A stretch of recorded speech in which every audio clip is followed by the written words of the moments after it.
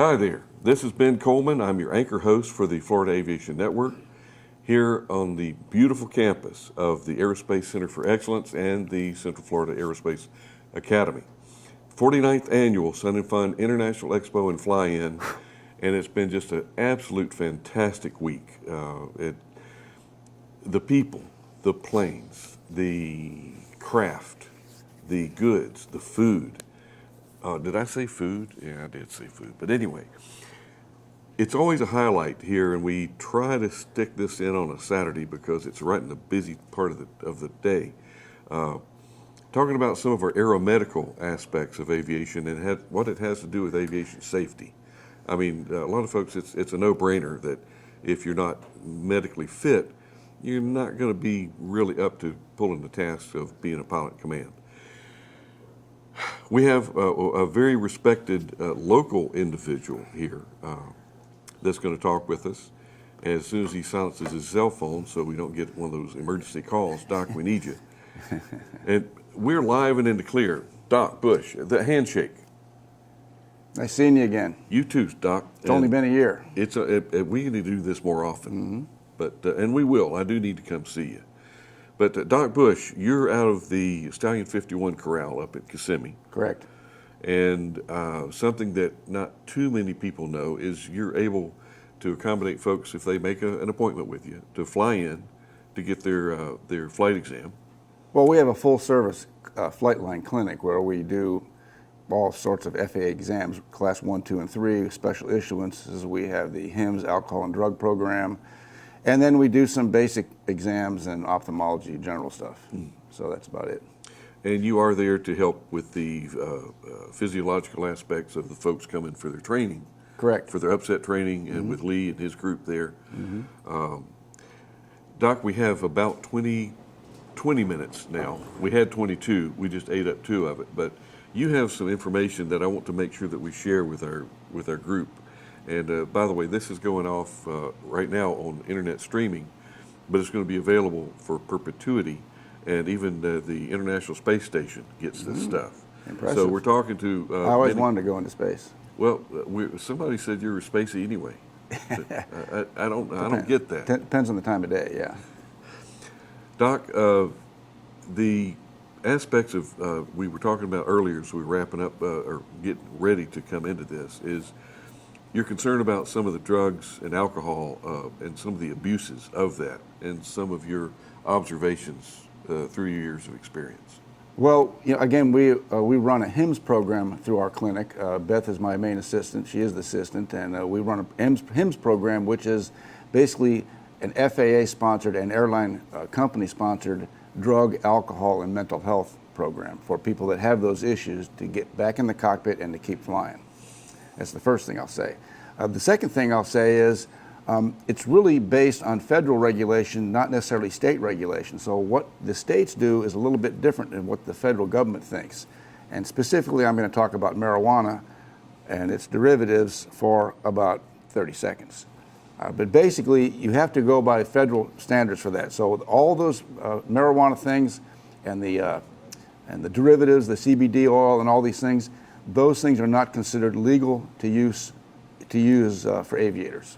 And so again, like I was saying earlier before this meeting, if a pilot happens to find himself in a marijuana legal state, it's still not okay for him to use it, and he can get in serious trouble for that. So that's what I want to caution. Him or her? How about hers? Him or hers. Okay. Him or hers. But the point is, derivatives too. And the derivatives like the CBD oil and what other derivatives are like gummies and you don't have to smoke a joint. Those are really that's THC there, but that's vehicles. That's called a vehicle. Smoking, gummies, brownies, whatever they do. So you're up on all of this stuff? No, I'm not up on it at all. I never invented any. Everything I know, I read somewhere. Somebody told me. That's smart. And so I was just talking to Dr. Angelisi, the Southeast Regional Flight Surgeon, yesterday and again this morning, and we were just chatting about this very subject. And so I just didn't want any misunderstanding out there. The next irritating thing for us, FAA types, AMEs, is people that get in trouble with alcohol. Still. still, alcohol is legal, and humans have been consuming some form of alcoholic beverage for 5,000 years. However, it's still not tolerated amongst the FAA if you have a problem with it. Occasional use, social, all this in accordance with standards is fine. But as soon as you have a problem, which the number one problem is a DUI, then you're in trouble.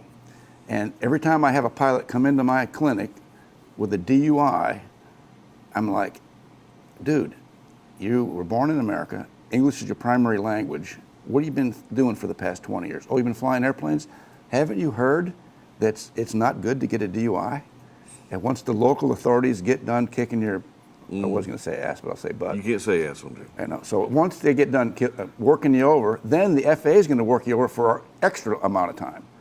So it's not smart. It's dumb to do that, especially with the Ubers and the Lyfts and all the ways we can get around if you want to go out socializing with your friends.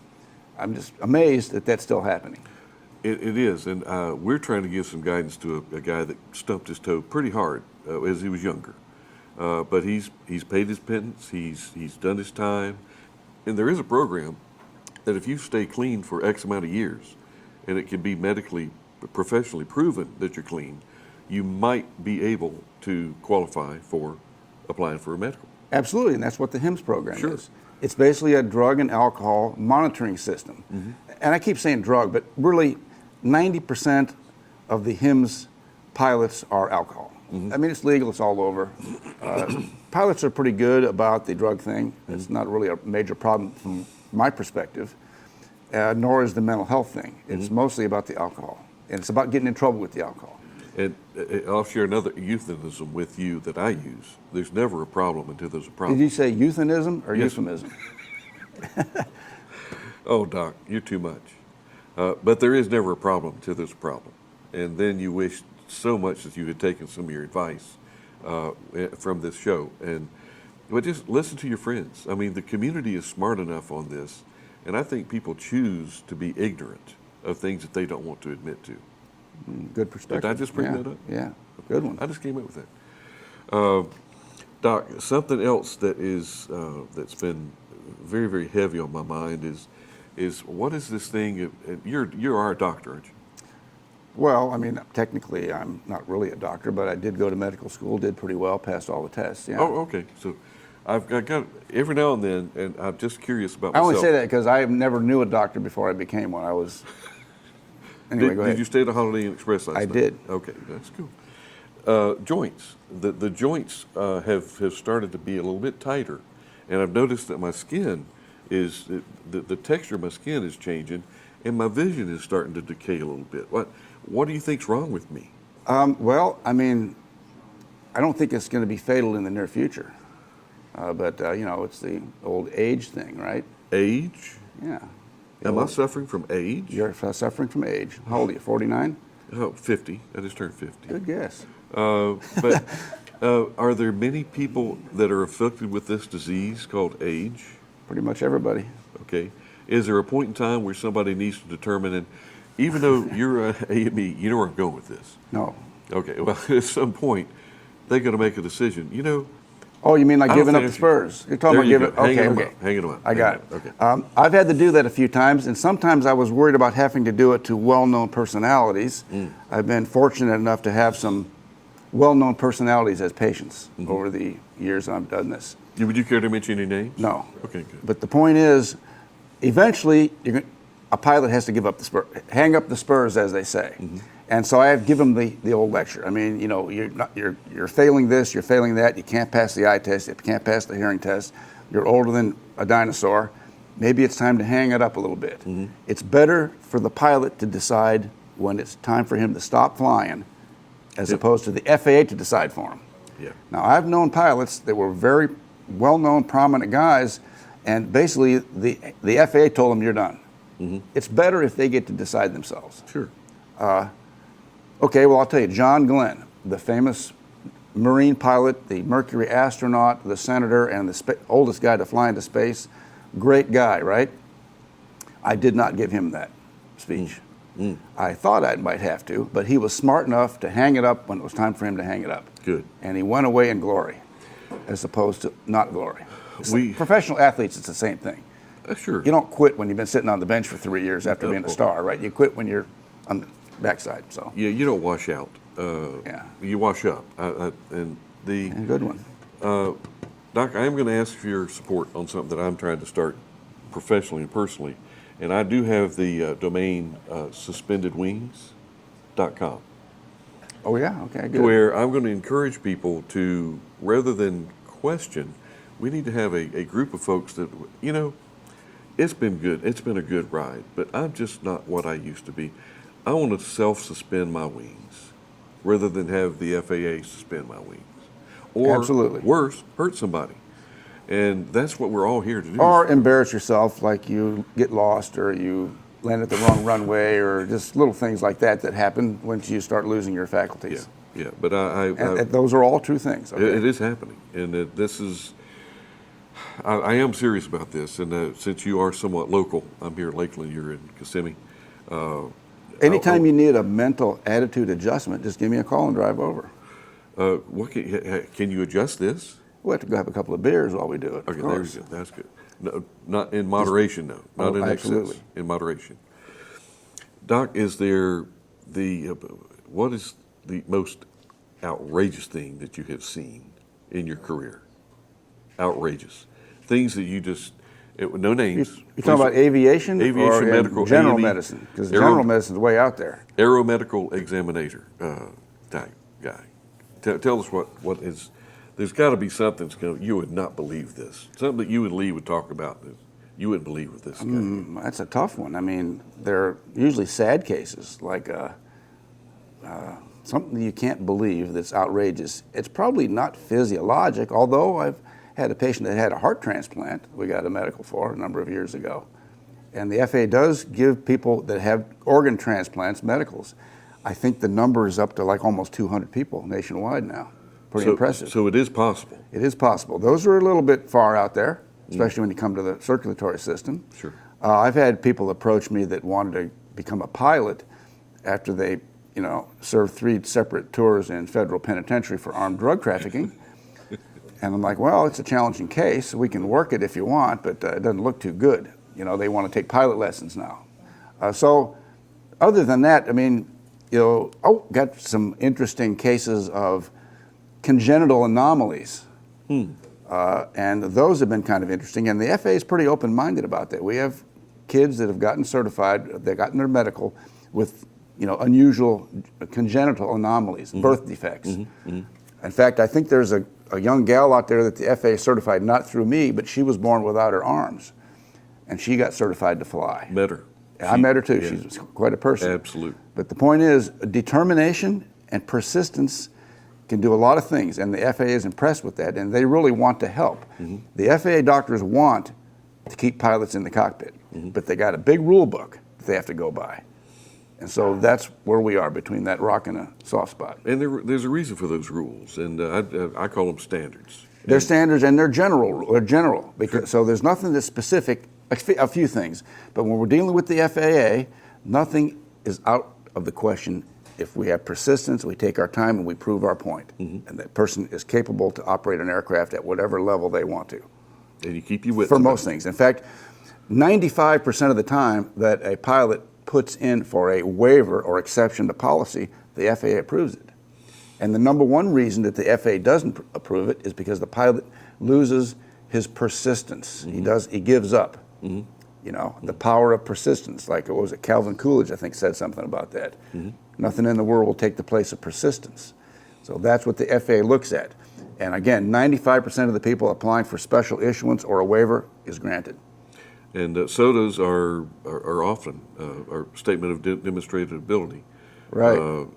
Do you get involved in that process? A statement of demonstrated ability is performed usually by the FAA/FSDO, and what it is it's for a condition that's not expected to change, something that's stable. Color blindness. Color vision, missing a limb, certain things that are not going to change, not diseases. Diseases take a special issuance because they could get better or worse. Doc, I will share one with you that you will talk about tonight at the corral. Back in my NTSB days, I was investigating an accident, a Twin Beach crash. And the weather was bad. We figured it was just a weather-related accident, but one fatal. And digging into the investigation, found out that this gentleman that was flying the aircraft was on a work release program. He was incarcerated for alcoholism. He had so many DUIs, they were putting him in jail. Work release. The judge honestly released this man to go out and do his normal job. He was a he was a freight pilot. He was a freight dog. So on the way to the airport, he would go and get hammered before he'd take off. And he just happened to lose it in the bad weather this time. And I can't believe that the system allows that type of thing. What year was that? That was in 87. So let's make a note that was over 30 years ago. Yes, sir. It was. To start with. Yeah. Second of all, it's way, way, way better now. Third of all, that then even made the FAA cringe clear up to the top dog. Okay. Okay? And that's one of the reasons why we have the HIMSS program, to rehabilitate these pilots. 2 reasons. One, if you got a 20,000-hour airline captain and he has an alcohol problem, you cannot replace him with any amount of money. It takes 20 years to get 20,000 hours, and that's if you work hard at it, okay? So they can't be easily replaced, but they can be salvaged. And almost all of them respond to therapy and treatment and counseling, okay? That's the first thing. And you know what? What was the second thing? I can't remember now. Got on a tangent. It was good. You were on a roll. It was going to be a good one. The second thing probably is something like the FAA. Anyway, I think that there's, well, I'm getting one of those senile moments here, but that's okay. That's it's something to do with the HIMSS program. The point is, it's a good program. It's designed for these guys to salvage their careers.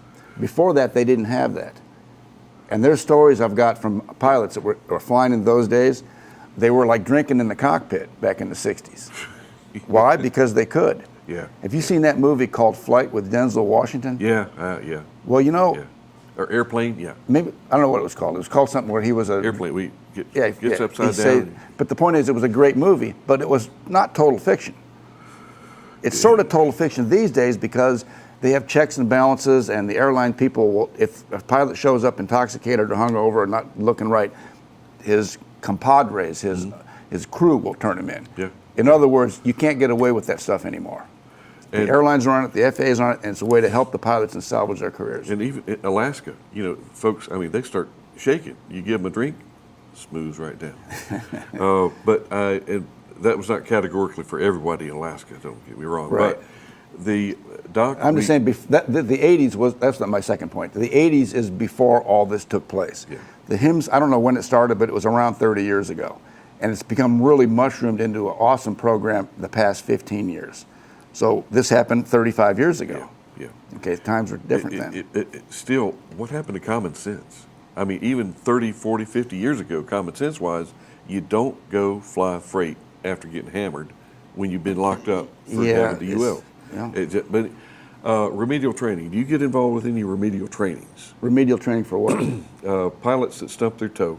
The FAA is going to take some enforcement action, but it wasn't intentional. It was accidental. They didn't mean. No, I don't get involved in that. Okay. I strictly am with the physiologic and medical certificate issues. Okay.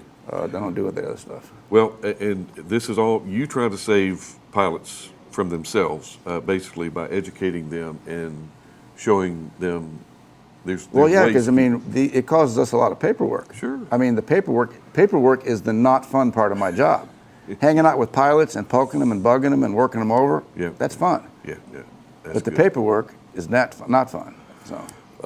Doc, we have a few more minutes, and I do want to apologize for horning into some of your time with my stories, but I'd like to get your perspectives because you're very, very well respected in this area. Appreciate it. Not only the community, but the professional area, the arena. And I think it's called AvDoc 51? AvDoc 51, yes. Okay. If you Google that up, or you'll see where we are. As a matter of fact, quickly, if our production guys could put a step, there you go. That's what I'm looking for. It's fuzzy. Yeah, why is it fuzzy? Boy, that's nasty. Oh, yeah, there we go. Who's that? I wonder. Okay. but you do have a vast history there with Lee and his group and Stallion 51. Well, it's a great place to work because everybody that's there is enthusiastic. How can you not be? We have P-51s, we have other exotic warbirds, and everybody there is enthusiastic, whether they're a client, customer, pilot, visitor, work here, there, whatever. So it's all about being there. Yeah, I've always been impressed with Lee and his and Rick and Pete and his brothers.